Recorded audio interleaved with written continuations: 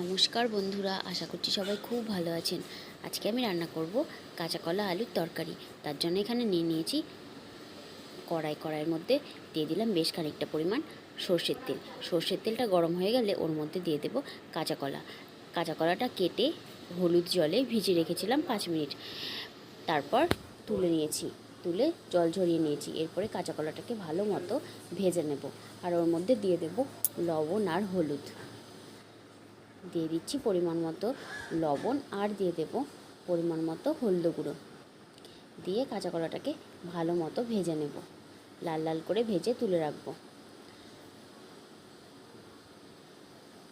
কাঁচা কলার তরকারি কিন্তু বেশ ভালো লাগে খেতে। আর নিরামিষের দিনে যদি এইভাবে কাঁচা কলার তরকারি বানানো যায় তাহলে কিন্তু ভাত বা রুটি দুটোর সাথেই খুব ভালো লাগে খেতে।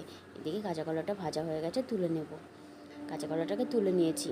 এদিকে আমি ওই তেলের মধ্যে ভেজে নেব আলুটা আমি হালকা করে ভাপিয়ে নিয়েছিলাম। ভাপিয়ে জল ছড়িয়ে রেখে দিয়েছি। মধ্যে দিয়ে দেব লবণ আর দিয়ে দেব হলদি গুঁড়ো। এরপর আলুটাকে ভালোভাবে নাড়াচাড়া করে লাল লাল করে ভেজে নেব। যারা আলু পছন্দ করেন না তারা কিন্তু শুধু কাঁচা কলা দিয়ে এই তরকারিটা বানাতে পারেন, সেটাও কিন্তু খুব ভালো লাগে খেতে। তো এদিকে আলুটাকে ভালো মতো ভেজে নিচ্ছি। আলুটাকে লাল লাল করে ভেজে নিয়েছি। আলুটাকে এবার তুলে নেব। ওই কড়াইয়ের মধ্যে দিয়ে দেব আরও কিছুটা পরিমাণ সর্ষের তেল। সর্ষের তেলটা গরম হয়ে গেলে ওর মধ্যে দিয়ে দেব গোটা জিরে, তেজপাতা, গোটা শুকনো লঙ্কা। ফোড়নটা একটু ভাজা হয়ে গেলে ওর মধ্যে আমি দিয়ে দেব মশলা, আদা, ধনে গুঁড়ো, জিরের গুঁড়ো, সামান্য লঙ্কা গুঁড়ো। মশলাটা তেলের মধ্যে দিয়ে দেব। মশলাটাকে একটু নাড়াচাড়া করে নেব।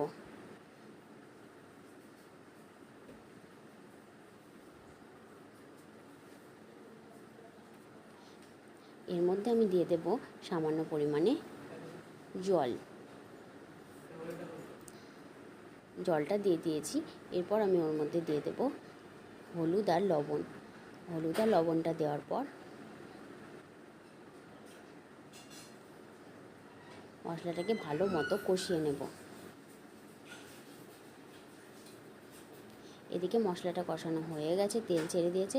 ওর মধ্যে আমি দিয়ে দেব টমেটো। এখানে আমি বড় সাইজের 2টো টমেটো নিয়েছি, সেটা পেস্ট করে নিয়েছি। এবার দিয়ে দেব। এইভাবে টমেটোটাও একসাথে মশলার সাথে কষিয়ে নেব, যাতে টমেটোর কাঁচা গন্ধটা চলে যায়।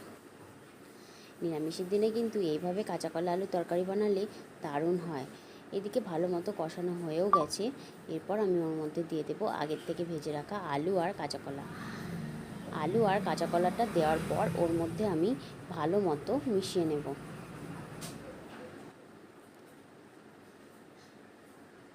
দিয়ে দিলাম আলু আর কাঁচা কলাটা। এরপর একটু মশলার সাথে ভালো মতো মিশিয়ে নেব। ভিডিওটা স্কিপ না করে পুরোটা দেখতে থাকুন, আশা করছি আপনাদের ভালো লাগবে। এইভাবে ভালো মতো মশলার সাথে আলু কাঁচা কলাটা মিশিয়ে নিয়েছি। এরপর আমি ওর মধ্যে দিয়ে দেবো পরিমাণ মতো জলটা একটু উষ্ণ জল দিয়েছি এখানে। তো ভালো মতো এবার নাড়াচাড়া করে নেব। ভালো মতো নাড়াচাড়া করে নিয়ে কিছুক্ষণ ফুটতে দেব। আমার রান্নার ভিডিও যদি আপনার ভালো লেগে থাকে প্লিজ একটা লাইক, শেয়ার অ্যান্ড কমেন্ট করার অনুরোধ রইল। এদিকে ভালো মতো ফুটে গেছে। সবশেষে দিয়ে দেবো সামান্য পরিমাণে চিনি আর দিয়ে দেবো 1 চামচ পরিমাণ ঘি। একটু নাড়াচাড়া করে নেব। এখানে ভালো মতো ফুটে গেছে, দেখতে কিন্তু খুব সুন্দর হয়েছে রান্নাটা, আর খেতেও কিন্তু খুব দারুণ। আর এদিকে সবশেষে দিয়ে দেবো গরম মশলার গুঁড়োটা দেওয়ার পর ভালোভাবে নাড়াচাড়া করে নামিয়ে নেব। রেডি আমার আলু আর কাঁচা কলার তরকারি, একদম নিরামিষভাবে। এইভাবে বানিয়ে ফেলুন নিরামিষ আলু কাঁচা কলার তরকারি।